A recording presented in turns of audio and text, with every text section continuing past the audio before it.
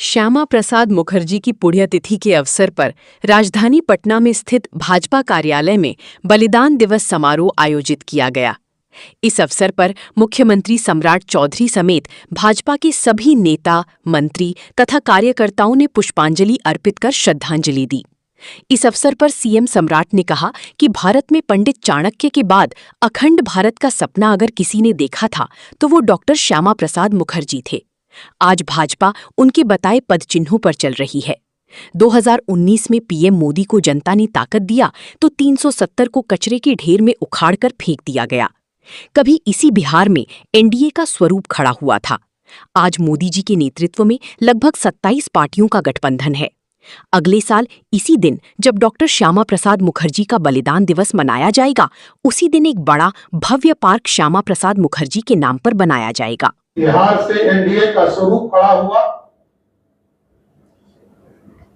सर्दार अटल बिहारी वाजपेयी के नेतृत्व में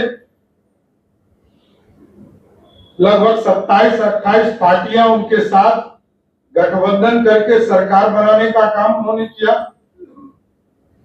आज मोदी जी के नेतृत्व में भी लगभग 27 पार्टियों का गठबंधन है और पूरे देश में 2014 का चुनाव हो, जिस पार्टी पे लोग हंसते थे, चाहे वो श्यामा प्रसाद मुखर्जी जी का सपना हो, पंडित दीनदयाल उपाध्याय जी का सपना हो, पंडित कैलाशपति मिश्र जी का सपना हो, उस सपने को जहां 84 में 2 सांसद थे, उसी पार्टी का 2014 में 282 सांसद जीतने का। और आज भी देश में 12 साल से आदरणीय प्रधानमंत्री नरेंद्र मोदी जी के नेतृत्व में भारत की सरकार चल रही है साहब। और आप जानते हैं कि इस देश के लोकतंत्र में ये पहले प्रधानमंत्री हैं जो सबसे लंबे समय तक प्रधानमंत्री बनने का गौरव प्राप्त है। इसलिए साथियों, डॉक्टर श्यामा प्रसाद मुखर्जी जी के बलिदान को हम सभी लोगों को याद रखना होगा। उनके जीवन को आगे बढ़ाने का काम किया जाए और आपको स्वस्थ करते हैं।